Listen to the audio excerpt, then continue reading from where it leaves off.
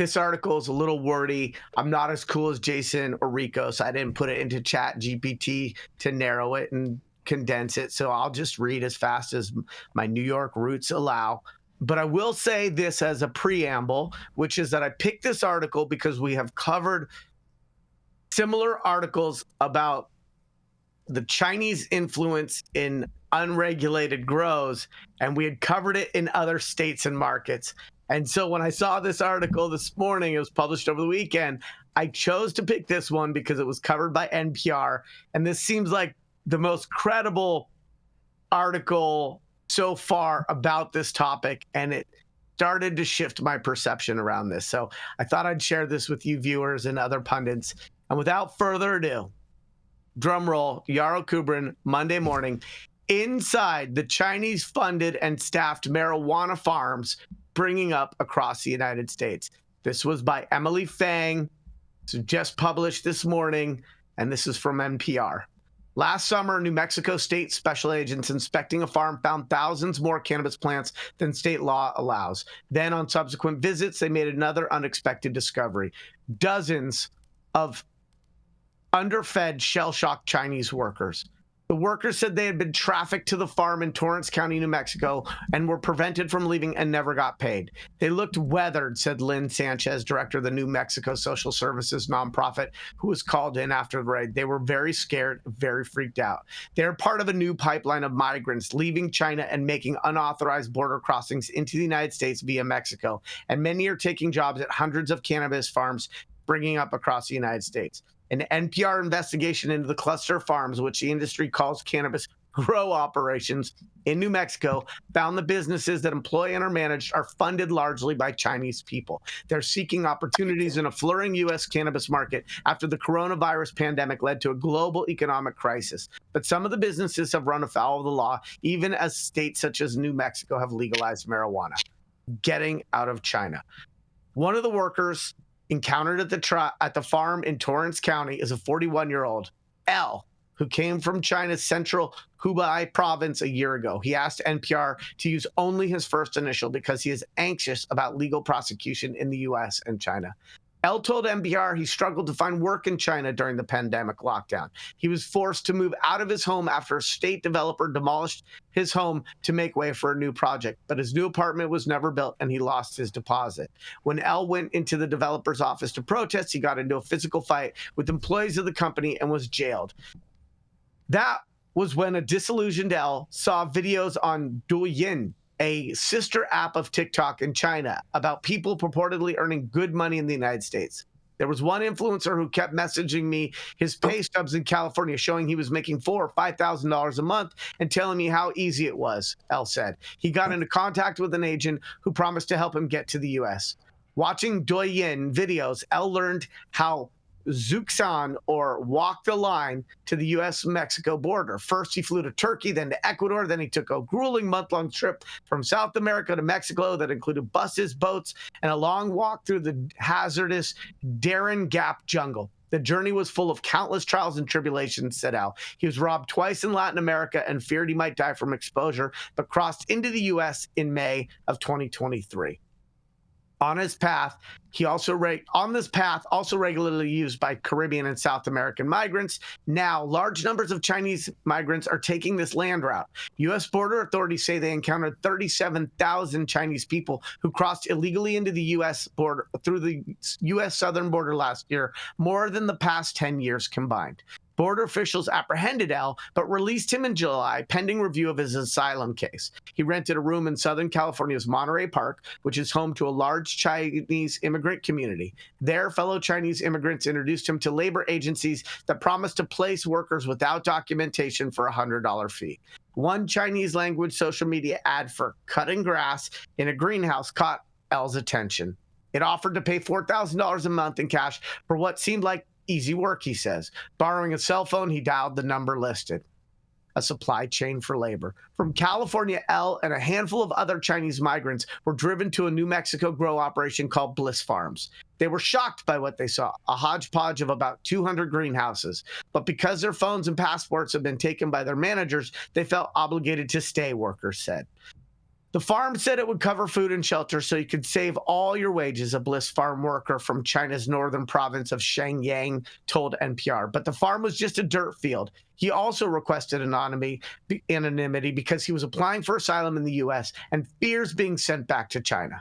He says regularly they worked 15-hour shifts alongside the greenhouse's manager, who was also a man from China's Shandong province, and the manager's relatives. At the end of the shift, the managers left, and the workers slept in wooden sheds on dirt floors. 3 workers from NPR interviewed said none of them were paid before the operation was shuttered. New Mexico authorities say a tip about worker conditions and zoning violations led them to visit the farm last year. Just a disastrous grow. There was trash, water, fertilizers, nutrients, pesticides leaking into the ground, says Todd Stevens, director of the state's Cannabis Control Division. As soon as the officer stepped in, I think red flags started going off everywhere. Authorities raided Bliss Farms in August of 2023. Sanchez, director of the New Mexico social services nonprofit The Lifelink, describes the conditions of labor she encountered there. They had burns, visible burns on their hands and arms. The chemicals, they told me it was from the chemicals, Sanchez said. They looked very malnourished. Elle and other workers interviewed were among those found at the farm. They applied for asylum in the U.S. and their cases are pending. Trying to get on the money train. Weed has become big business in the United States, where about half of the states have legalized it for adult recreational use, and about 2/3 have legalized medical use. Despite federal law prohibiting marijuana, these states swapped out local penalties for new rules to regulate sales, create tax revenue, and stimulate economic growth.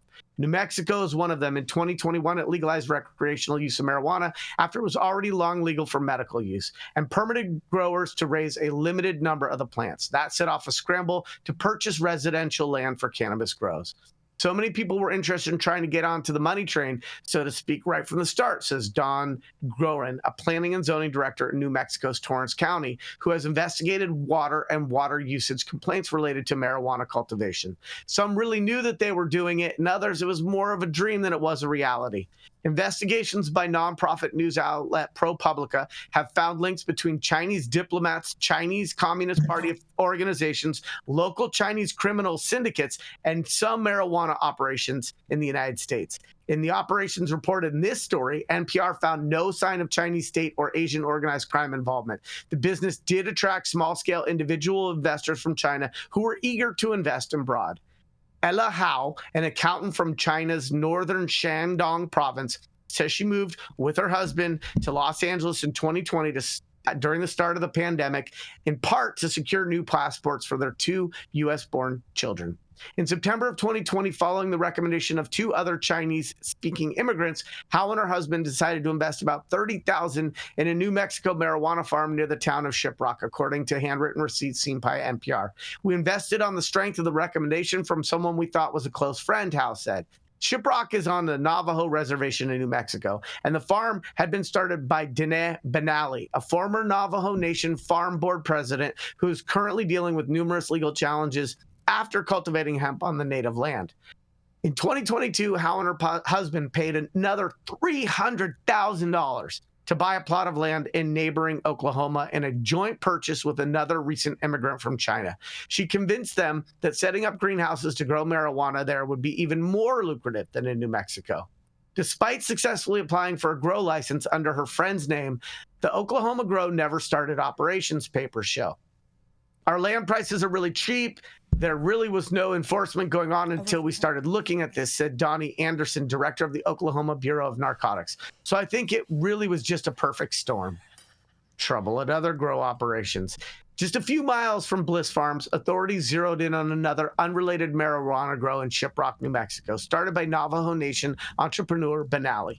In September of 2023, 15 Chinese workers brought a lawsuit alleging that Benally and his associates made the laborers work 14-hour shifts with no pay at the Shiprock operation, that managers physically abused the laborers to get them to work harder, and that the guards prevented the workers from leaving.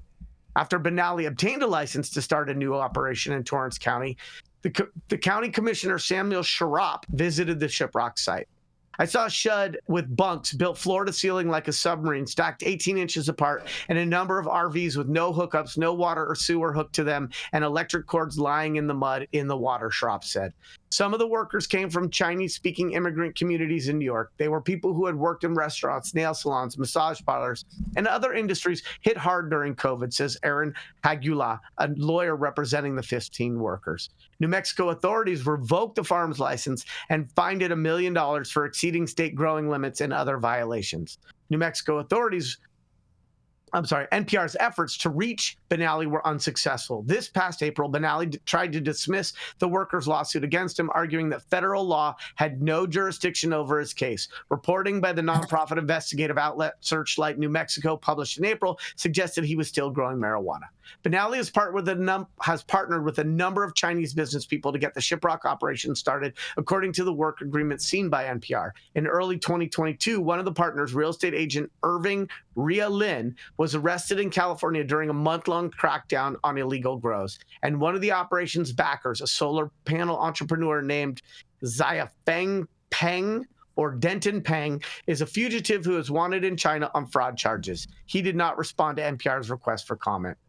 Another associate named Brian Pang, not related to Zhang Pang, started a grow operation in Oklahoma, which used some of the same Chinese workers from their Shiprock farm. In 2022, that grow was raided as well and shut down.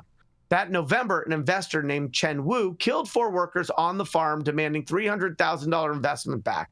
Wu is serving a life sentence in prison.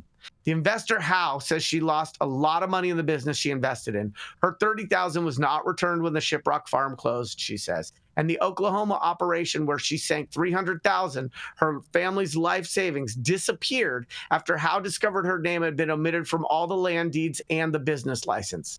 Because we do not speak English, we could not read any of the documents and licenses or dispute the facts in any legal case. We do not know where to turn, Hao said. My obvious suggestion would be a bilingual attorney. Those are not incredibly impossible to find. Too ashamed to return to China, Hao says she has been raising her 2 young children in California by finding short-term jobs. Her most reliable gig has been pruning marijuana plants at a licensed California grow operation. This NPR article, though not short in length, was written by Emily Fang, reporting from Taipei, Taiwan, KUMM's Alice Fordham, contributing from Torrance County, New Mexico, and NPR's Greta Pittinger, contributing research from Seattle. This is Yarrow Kubrin, High at 9 News. I'd like to hear what the rest of you think. Did you just read an article from Cum News? No, it was NPR. NPR. I mean, with your stilettos and the skirt and the bush, I knew you were going to go there again. But no, this is NPR. This is straight down the fairway, nonpartisan, established. I don't know if NPR is. I don't know about it. There's a hot take from Cum News. This was a money shot, but not that way, ma'am. I mean, man, these sounds terrible conditions, Yarrow.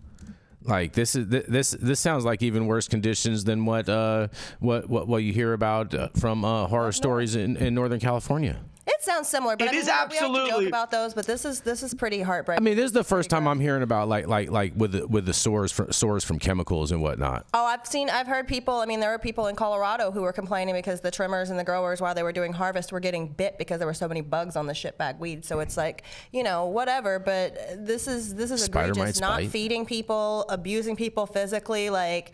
That's criminal. That goes beyond labor standards. Like at this point, this is just, first of all, it's false imprisonment, right? I don't know. Somebody correct me if I'm wrong. And I'm not here for it. And I think that I hate that it's all associated with one ethnic group of people, because there are some operators of Asian descent that do an amazing job, that are really cool people. There's some places in California that have made some really, really egregious policies that are specifically to attack those groups of people. So I hate to see something like this that's going to make it harder on the ones that are doing well.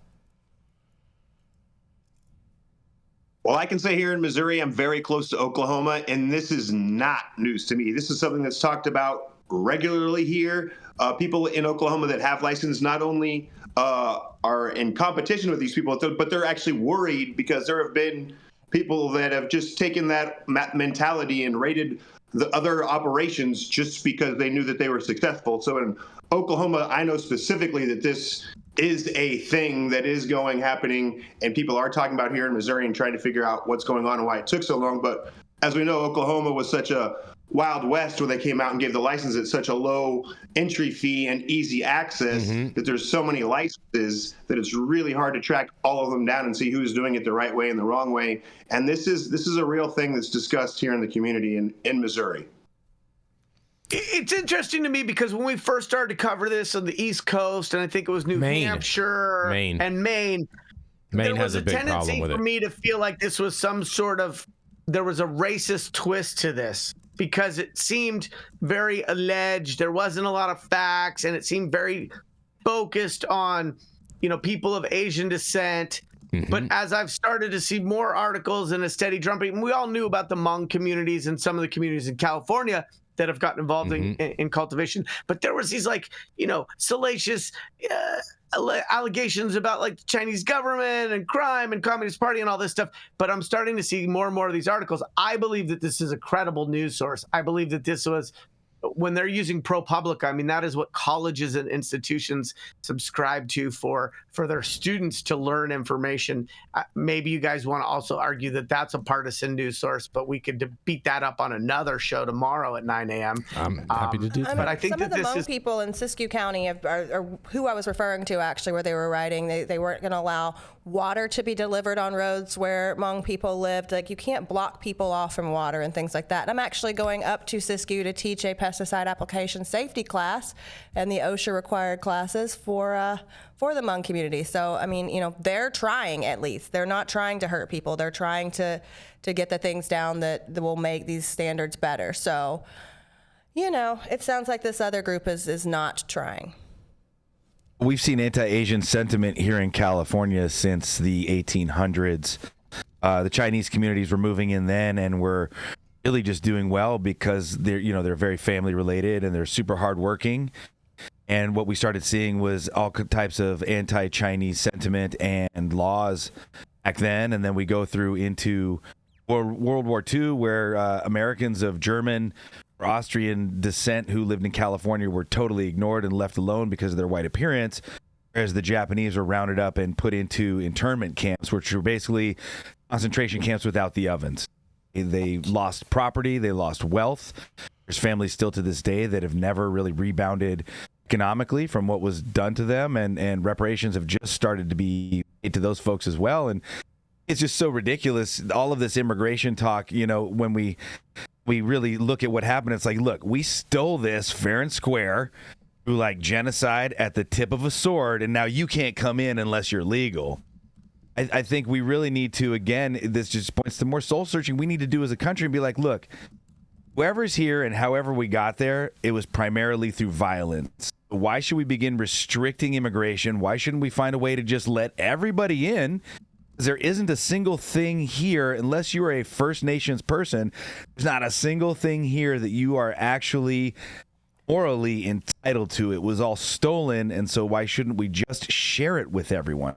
That being said, federal decriminalization, I think, would lead to less of these problems and would allow law enforcement to focus on these human trafficking, whether it's sexual or in the drug business, because I think that shit is disgusting, and needs to be addressed. I think federal decriminalization is the way to clear a path to find who is the worst actor in those cases.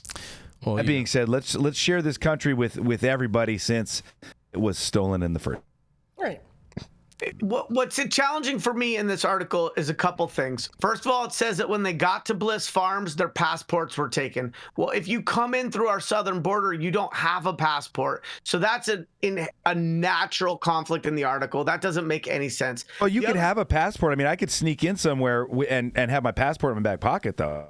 Yeah, I suppose that's true. I suppose you're right. Good point. Good point. Thank you for thinking faster and better than me. Just another day in the office here with St. Germain.